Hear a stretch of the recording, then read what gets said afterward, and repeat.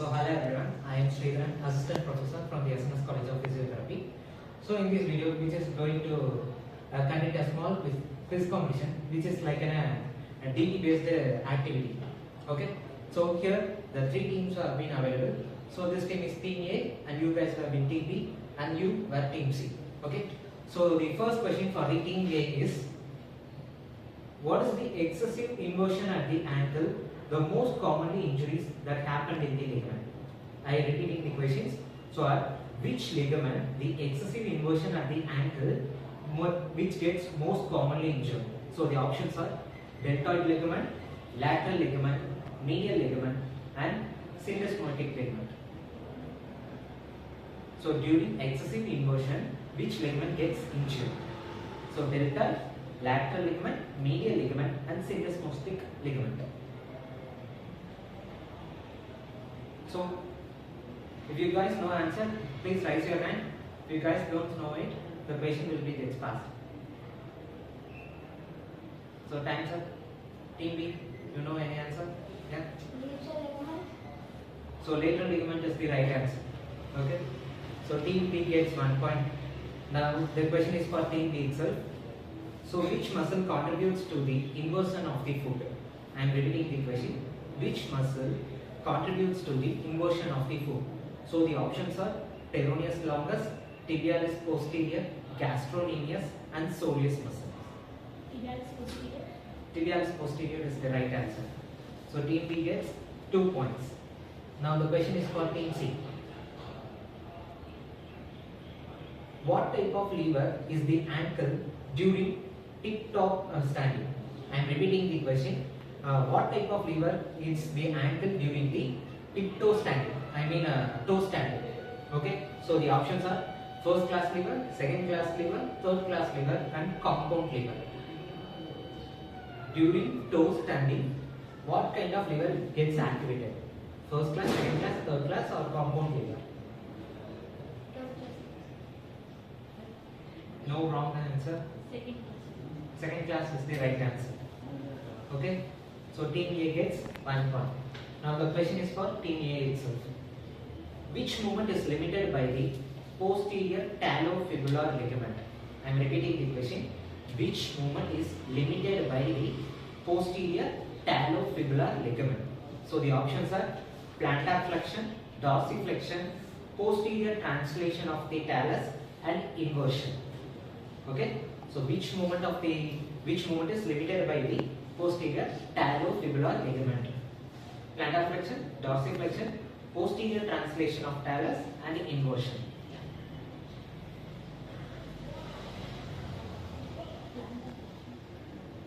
Plantar flexion is the wrong answer. Dorsiflexion is also wrong. You guys have made 2 options. Huh?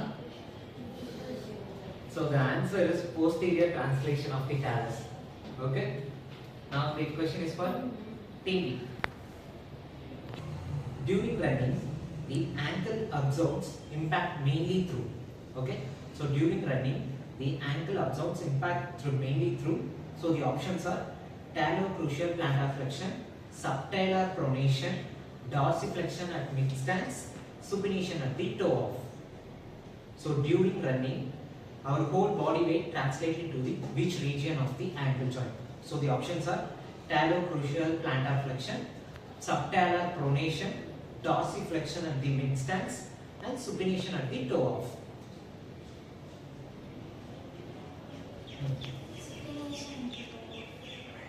Supination at the toe off. It's a wrong answer.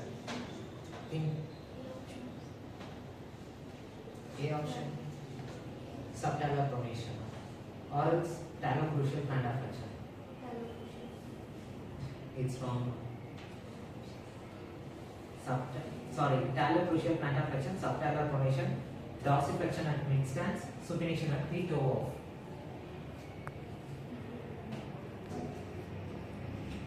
The answer is subtalar pronation. Okay. So the next question is, which biomechanical factor increases the risk of lateral ankle sprain? The question is for Team C. Okay. So which biomechanical factor increases the risk of lateral ankle sprain. So the options are strong tibialis posterior, weak lateral ligaments, high dorsiflexion, strong peroneal muscles. Okay, so which biomechanical factor increases the risk of lateral ankle sprain?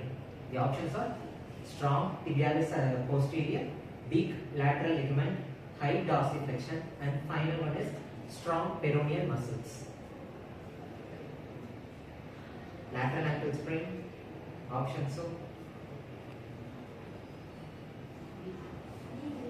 so weak lateral ligaments is the right answer. Okay. So now the question is for team A. Okay.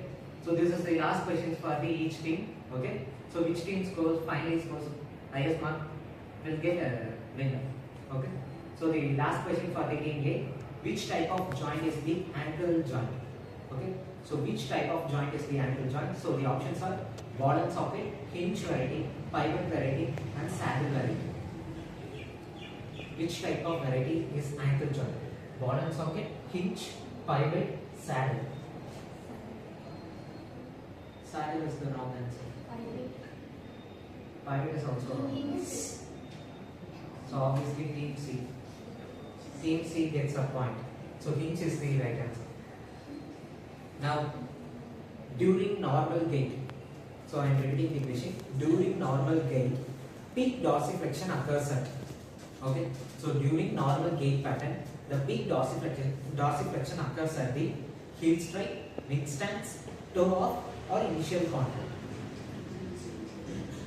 During normal gait, peak dorsiflexion occurs at the heel strike, mid stance, toe off, or its initial contact. Heel strike is the wrong answer.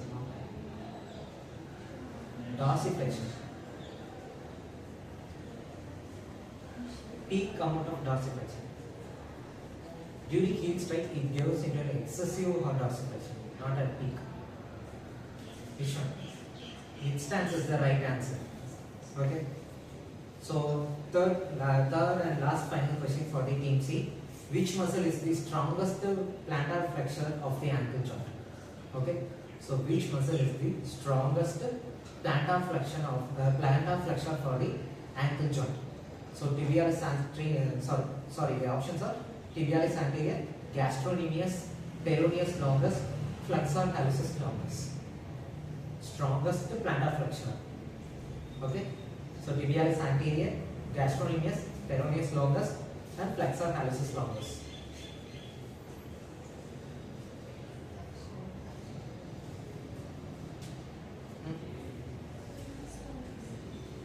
Peroneus longus is wrong answer. Tibialis anterior is also wrong answer. Wrong answer. Gastrocnemius. Okay. So gastrocnemius is the right answer. Other muscles are being the dorsiflexors. So only gastrocnemius is a plantar flexor muscle. Okay. So by end of this competition, I think team B scores more marks. So the team B will be the winner of this competition. Okay. So see you on the next video. Thank you.